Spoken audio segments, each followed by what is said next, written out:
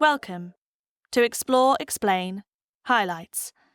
In this Highlights package, we'll be discussing Season 1, Episode 5, with our guest, Simon Scarr, discussing the project Drowning in Plastic and A Plateful of Plastic.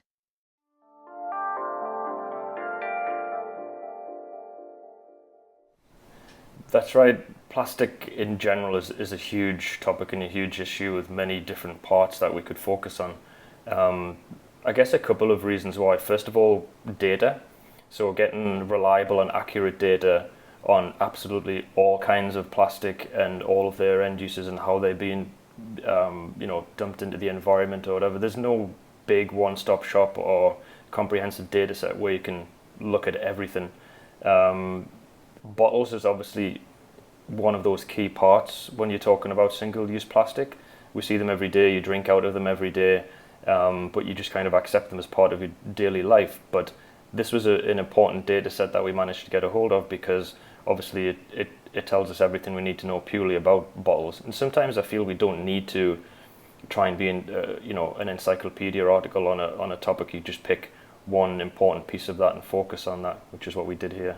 We did have that over time, and we explored the possibility of doing some kind of time series, but at the end of the day, it was a pretty similar growth each year. So, whether it was a line chart or a bar chart, it was pretty much a straight line from 10 years ago, just going up and up and up and up. So it actually made for a pretty boring chart. So instead we decided just to write that into the text and say, it's gone from this to that at a pretty steady rate.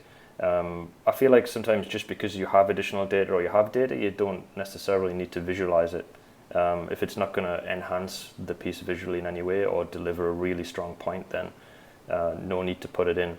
But we didn't have a treasure trove of data that we could have added into this if we want. It's pretty much all built around one data set, and then an additional visualization chart near the end just to kind of put the plastic bottles and single-use plastics into perspective to show how much of that ends up being dumped into the environment, basically. So we ticked the key boxes, the ones we really wanted to cover, and we're happy with the data that we had.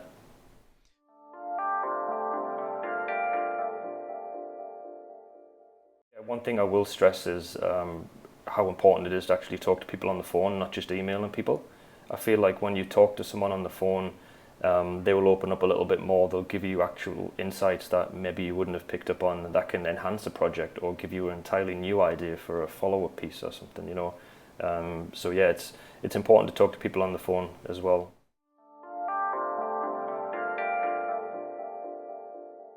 It definitely feels like a change because we spend so much time trying to visualize everything in such a precise way that sometimes you just need to make something that when you see someone look at it for the first time and they say wow, or they get a surprise, then you've delivered the main point that you're trying to deliver.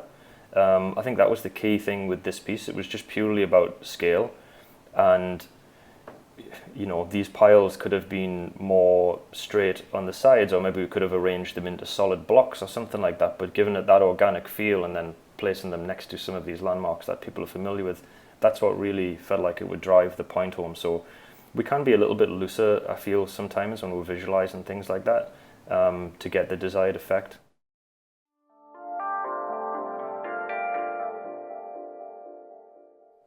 We had a quick brainstorm and we were thinking about it, but no, you're right, it just seemed so clear when it was visualized like this, then we didn't need to put too much additional thought into that. Couldn't think of any other better way of doing it, to be honest. And then just using slight variations of color and some annotation and some highlight, that the point was delivered pretty clearly. So we were happy enough with that. That's right. And moving on to colours, so you've talked about how the blue was the sort of spot colour throughout as a single theme, and everything else is kind of monochromatic, grayscale. But then we've got this sort of one-off little accent of green, this sort of recycle, the great hope of this whole system. Were you tempted to not go for an additional colour there, or was it always something that you might have just eventually landed on as a need?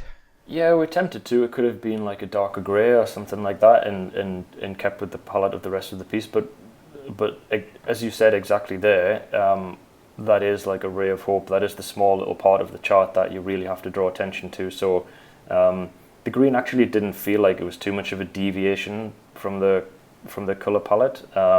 It's close enough to the family of blues that it's not going to stand out like a sore thumb, but it is just going to stand out enough to take notice of it. And then obviously you relate green to recycling as well. So yeah, I did think about that, and these are the very, very tiny design choices, but little things I think that really make a difference at the end, and it's good not to rush those small decisions as well. I feel like they're the things that can help elevate a project. An extension of the data assets that we are working with to include things like illustrations and imagery. And of course, in this piece, we are working with literal imagery that you created yourself. Can you just talk about how and what you went through to generate these fragments of plastic to use as the material to then represent the data? Yeah, this was also a bit of an experimentation. Having plastic which was finely shredded obviously helps us weigh out exact amounts. So I was looking around and trying to figure out ways to do that. So at first I actually ended up sitting at the kitchen table, like shredding down and cutting up bottle caps. And then after 2 hours and like blue fingers and thumbs, I pretty much came to the conclusion that this is not going to work. So I started looking around online, where can I buy shredded plastic, or where can we get it from, but also in a sustainable way. Seen as though we're talking about a subject like plastic, and also recycling in previous projects, last thing I wanted to do was order like a shipping container of shredded plastic just to take a picture of a spoonful and then just dump the rest, right? So I managed to find a small pop-up recycling lab at one of the universities in Singapore, and they're basically shredding down and recycling plastic to make reusable objects out of, basically, and it's quite a nice project. So I reached out to them, and they were more than happy to lend us some of this plastic. I actually noticed on one of their Instagram pages they had big jars of this brightly coloured and shredded down plastic, so I knew straight away that's exactly the kind of stuff I'm looking for. Reached out to them, went and paid them a visit.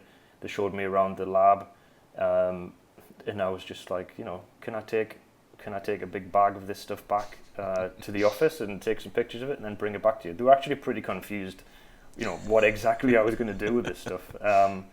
But they agreed, and we did it. We took it back. It sat on my desk for a few days, and everyone in the office kept walking by wondering what's all this, weird plastic on this guy's desk. But then eventually we were able to shoot it, and we shot it in a pretty simple format, in a simple way. We shot it in the break room in the office. We pulled a table over to the window to get some soft light and some shadow, put some white paper down, set up a camera on a tripod, fiddled around with it for an hour or so. Then we just shot each setting one after the other. We did a bunch of other ones that you don't see in here. Thank you for joining us for this Explore Explain highlights episode. As always, the full episode is available on YouTube or wherever you get your podcast. We hope to see you again soon on another episode of Explore Explain.